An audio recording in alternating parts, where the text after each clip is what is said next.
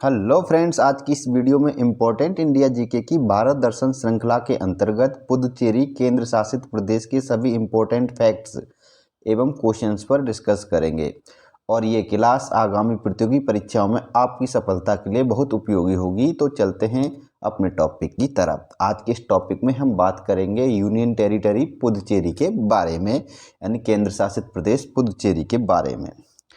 इस वीडियो में पुदुचेरी केंद्र शासित प्रदेश से संबंधित जितने भी इम्पोर्टेंट जीके प्रश्न आपके बनते हैं जो आगामी कॉम्पिटिटिव एग्जाम्स में आ सकते हैं, उन सभी प्रश्नों को हमने इसमें लिया है।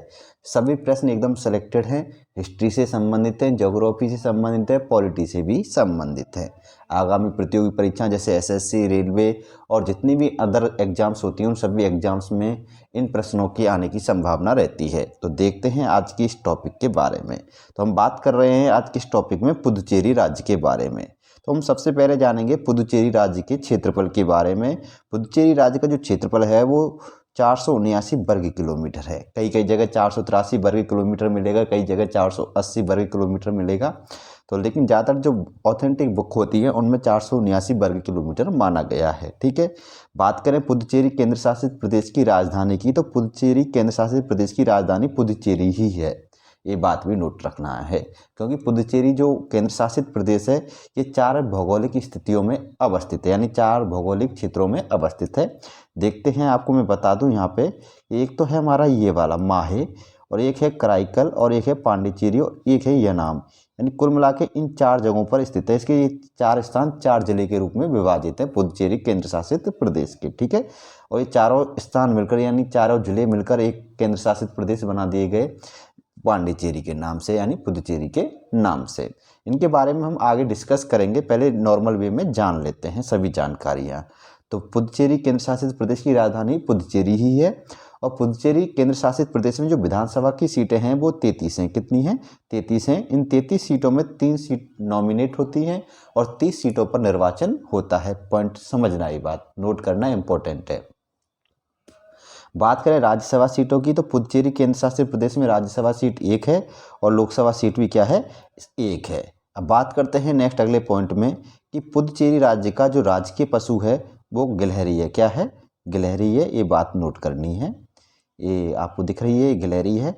और राजकीय पक्षी क्या है? कोयल है। और राजकीय वृक्ष बिल्व पेड़ है, यानी बेलू पत्र का पेड़ है। और राजकीय भाषा क्या है? तमिल है। इसकी आधिकारिक भाषाएं तो बहुत सारी हैं, लेकिन राजकीय भाषा की बात करें तो तमिल है। और जो इसका हाई कोर्ट लगता है पुदुचेरी केंद्र शासित प्रदेश का, वो चेन्नई हाई कोर्ट लगता है, चेन्नई उच्च न्यायालय लगता है। ये बात नोट कर लेनी है। ठीक है, अब बात करते हैं नेक्स्ट अगले पॉइंट में जिलों के बारे में। मैंने अभी जिलों पे चर्चा भी की थी कि पुदुचेरी जो केंद्र शासित प्रदेश है इसके 4 जिले हैं। कितने जिले हैं? 4 जिले हैं। उन चारों जिले की अगर हम बात करें तो देखना, आपको यहाँ पे नोट करना है कि पुदुचेरी, कराईकल, यनाम और माहे, ये 4 जिले हैं पुदुचेरी राज्य के। अब पुदुचेरी केंद्र शासित प्रदेश की विशेषता ये है कि इसकी जो ये चारों जिले हैं 4 अलग अलग भौगोलिक स्थलों में अवस्थित हैं और 3 राज्यों में अवस्थित है। अलग अलग स्थानों पे ये एक साथ अवस्थित नहीं है। ये सबसे बड़ी इसकी विशेषता है। देखो कि जो पुदुचेरी है ये एक तमिलनाडु राज्य में अवस्थित है। ये रहा पांडिचेरी, इसको पहले पांडिचेरी के नाम से जानते थे। और कराईकल, ये जो कराईकल रेड रेड कलर में दिख रहे हैं तमिलनाडु राज्य का नक्शा है। और इसमें तमिलनाडु में राज्य में 2 अलग अलग भौगोलिक अवस्थितियों में 2 जिले अवस्थित हैं, कराईकल और पांडिचेरी। और एक है यनाम। यहाँ पे 3 जो आपको रेड कलर के डॉट दिख रहे हैं ये यनाम के नाम से जाने जाते हैं, जो आंध्र प्रदेश में अवस्थित हैं। कहाँ पे अवस्थित है? आंध्र प्रदेश में अवस्थित हैं। और एक है चौथा जिला माहे, और ये केरल राज्य में अवस्थित है। ये बात आपको नोट करनी है। तो पांडिचेरी भारत का एकमात्र ऐसा केंद्र शासित प्रदेश है जो 4 अलग अलग भौगोलिक अवस्थितियों में अवस्थित है और 3 राज्यों में भी अवस्थित है। वो कौन सा है? पुदुचेरी है। बात समझ गए आपको? तो पुदुचेरी केंद्र शासित प्रदेश के जिले कौन से हैं? पुदुचेरी, कराईकल, यनाम, माहे। अगर आपसे पूछे कि यनाम भाग है किसका? पुदुचेरी केंद्र शासित प्रदेश का। और किस राज्य में पड़ता है? ये आंध्र प्रदेश में। माहे किसका भाग है? पुदुचेरी केंद्र शासित प्रदेश का भाग है और ये केरल राज्य में अवस्थित है। पुदुचेरी और कराईकल भी ये दोनों पुदुचेरी केंद्र शासित प्रदेश के ही भाग हैं, जिले हैं, और ये दोनों तमिलनाडु राज्य में अवस्थित है। ये बात नोट करनी है। पॉइंट क्लियर हो गए? अब बात करते हैं पुदुचेरी राज्य से संबंधित कुछ इंपॉर्टेंट प्रश्नों पर। हमारा पहला इंपॉर्टेंट प्रश्न ये है कि भारत का कौन सा केंद्र शासित प्रदेश 4 अलग अलग भौगोलिक स्थलों एवं यहाँ पे क्या आएगा एवं 3 राज्यों में अवस्थित है, एवं 3 राज्यों में अवस्थित है। यहाँ पे ये एवं आएगा, इस जगह पे ये बात नोट करनी है, ठीक है। ये क्या है, एवं है। अब देखिए पुदुचेरी राज्य है, ये नोट कर लेना है यहाँ पे कि पुदुचेरी भारत का ऐसा केंद्र शासित प्रदेश है जो 4 अलग अलग भौगोलिक स्थलों पर और एवं 3 राज्यों में अवस्थित है। Note point clear. बात करते हैं हम नेक्स्ट अगले क्वेश्चन की। भारत की आज़ादी से पहले पुदुचेरी किन के अधीन था? तो भारत की आज़ादी से पहले पुदुचेरी फ्रांसीसियों के क्या था, अधीन था। और फ्रांसीसियों ने इस पर 138 वर्षों तक क्या किया था, पुदुचेरी पर शासन किया था। पुदुचेरी को पहले किस नाम से जाना जाता था? तो पुदुचेरी को पहले पांडिचेरी के नाम से जाना जाता था। बात करते हैं हम नेक्स्ट अगले क्वेश्चन की कि कब आधिकारिक तौर पर पांडिचेरी का नाम बदलकर पुदुचेरी कर दिया गया? ये बात याद रखनी है। तो आधिकारिक तौर पर पांडिचेरी का नाम बदलकर पुदुचेरी किया गया था 20 सितंबर 2006 को, ठीक है। 20 सितंबर 2006 को आधिकारिक तौर पर पांडिचेरी का नाम बदलकर क्या कर दिया गया, पुदुचेरी कर दिया गया था। पुदुचेरी का तमिल भाषा में अर्थ क्या होता है? तो नया गांव पुदुचेरी का तमिल भाषा में अर्थ होता है। नेक्स्ट अगला जो हमारी विशेषता है वो ये है कि फ्रांसीसियों ने पहली बार पांडिचेरी में अपनी बस्तियां कब स्थापित की थी? तो 1673 ईस्वी में फ्रांसीसियों ने पहली बार अपनी बस्तियां स्थापित की थी। अगला जो क्वेश्चन है हमारा वो ये है कि पांडिचेरी फ्रांसीसियों का उपनिवेश कब बना था? तो पांडिचेरी फ्रांसीसियों का उपनिवेश 1674 ईस्वी में बना था। बात करते हैं नेक्स्ट अगले क्वेश्चन की कि पांडिचेरी नामक बस्ती की स्थापना किसने की? ये पॉइंट वेरी वेरी इंपॉर्टेंट है। पांडिचेरी नामक जो बस्ती है, इस बस्ती की स्थापना किसने की, क्वेश्चन ये पूछा जा रहा है। तो इस बस्ती की स्थापना की थी फ्रांसीसियों ने। और फ्रांसीसियों ने भी, मैं अगर पूछ रहे कि किसने की थी, तो फ्रांसिस मार्टिन ने की थी। देखो ये 1673 ईस्वी में कंपनी निदेशक फ्रांसिस मार्टिन और बेलांग द लेस्पिने ने बलिकोंडापुरम के मुस्लिम सूबेदार शेर खान लोदी से एक छोटा गांव प्राप्त करके एक फ्रांसीसी बस्ती स्थापित की जिसे पांडिचेरी के नाम से जाना जाता है।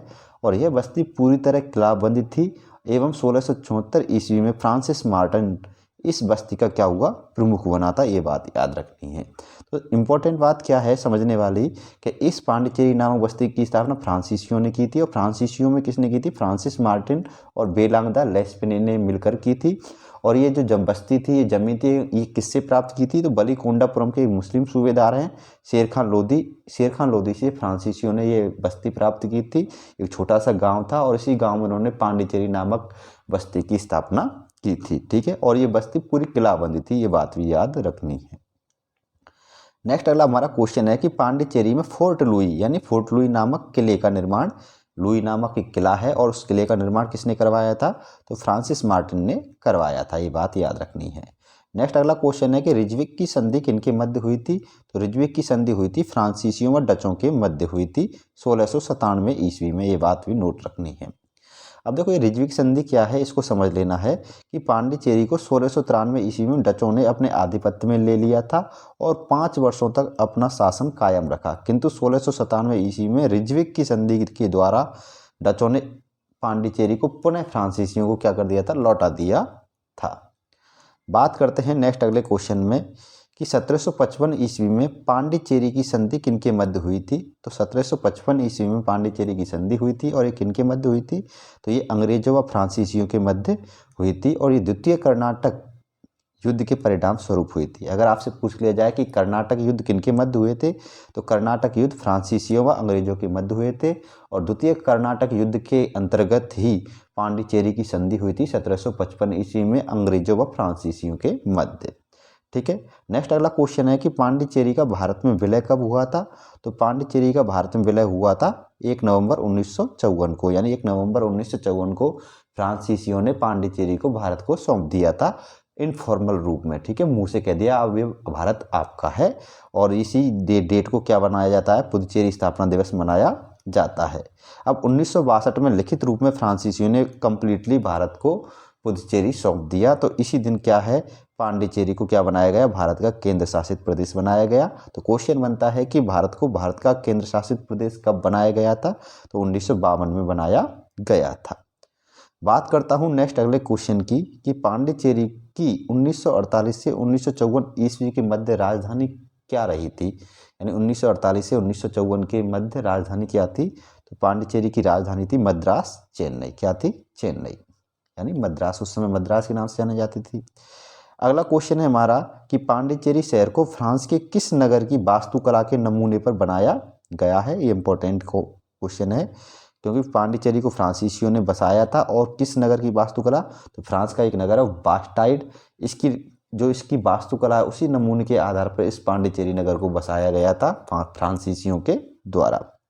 नेक्स्ट अगला क्वेश्चन है कि भारत का कौन सा नगर फ्रांसीसी तमिल वास्तुकला का संगम कहलाता है, तो फ्रांसीसी तमिल वास्तुकला का संगम कहलाता है पुदुचेरी। कौन सा कहलाता है, भारत का पुदुचेरी केंद्र शासित प्रदेश कहलाता है। नेक्स्ट हमारा अगला क्वेश्चन है कि किसने पुदुचेरी को फ्रांसीसी संस्कृति की खिड़की कहा था। वेरी इंपॉर्टेंट क्वेश्चन है, कई बार एग्जाम में पूछा गया है। तो पुदुचेरी को फ्रांसीसी संस्कृति की खिड़की कहा था पंडित जवाहरलाल नेहरू ने। ठीक है, किसने कहा था, पंडित जवाहरलाल नेहरू ने, जो हमारे भारत के पहले प्रधानमंत्री भी थे। नेक्स्ट अगला क्वेश्चन है कि भारत का सबसे छोटा जिला है माहे। क्या है, माहे, भारत का सबसे छोटा जिला है माहे है, और इसका क्षेत्रफल मात्र 9 वर्ग किलोमीटर है। कितना है, 9 वर्ग किलोमीटर है। और जो ये जिला किसका है, पुदुचेरी केंद्र शासित प्रदेश का है, और ये भारत का सबसे छोटा जिला भी माना जाता है। नेक्स्ट अगला क्वेश्चन है कि भारत में सर्वाधिक लिंगानुपात वाला केंद्र शासित प्रदेश कौन सा है, तो भारत में सर्वाधिक लिंगानुपात वाला केंद्र शासित प्रदेश है पुदुचेरी। ठीक है। नेक्स्ट अगला क्वेश्चन है हमारा कि भारत के ऐसे केंद्र शासित प्रदेश जहां विधानसभा का प्रावधान है कौन से हैं, तो भारत के 2 ही केंद्र शासित प्रदेश हैं जिनमें क्या है, विधानसभा का प्रावधान है, और वो है पुदुचेरी व दिल्ली। ठीक है, ये बात नोट करनी है। नेक्स्ट अगला क्वेश्चन है कि पश्चिमी घाट के मलाबार तट पर स्थित माहे किसका भाग है, तो पुदुचेरी का भाग है। ये चीज़ मैंने पहले भी आपको समझा दी है। नेक्स्ट अगला क्वेश्चन है कि पुदुचेरी के पहले मुख्यमंत्री कौन थे, तो पुदुचेरी के पहले मुख्यमंत्री थे एडवर्ड गोबर्ट। कौन थे, एडवर्ड गोबर्ट थे। नेक्स्ट अगला क्वेश्चन है कि पुदुचेरी के प्रथम लेफ्टिनेंट गवर्नर कौन थे, पुदुचेरी के पहले लेफ्टिनेंट गवर्नर थे एस.एल. सीलम। कौन थे, एस.एल. सीलम थे। ये बात याद रखनी है। ठीक है।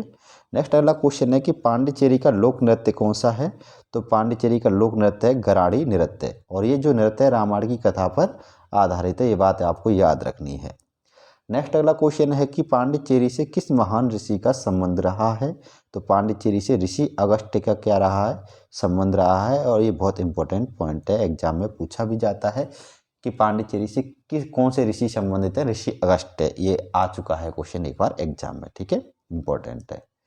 नेक्स्ट अगला क्वेश्चन है कि प्रसिद्ध योग केंद्र अरविंदो आश्रम। वेरी इंपॉर्टेंट है, इस पर स्टार लगा लेना। ये क्वेश्चन एग्जाम में पूछा जाता है कि अरविंदो आश्रम ये क्या है, प्रसिद्ध योग केंद्र है, और ये संत अरविंद के द्वारा बसाया गया था। ये जो कहाँ पर अवस्थित है, ये पांडिचेरी के बाहिट टाउन में अवस्थित है। ये बात आपको नोट रखनी है कि प्रसिद्ध योग केंद्र अरविंदो आश्रम कहाँ अवस्थित है, तो पांडिचेरी के व्हाइट टाउन में अवस्थित है, और इसे 24 नवंबर 1926 को संत अरविंद के द्वारा स्थापित किया गया था। ये बात भी आपको याद रखनी है।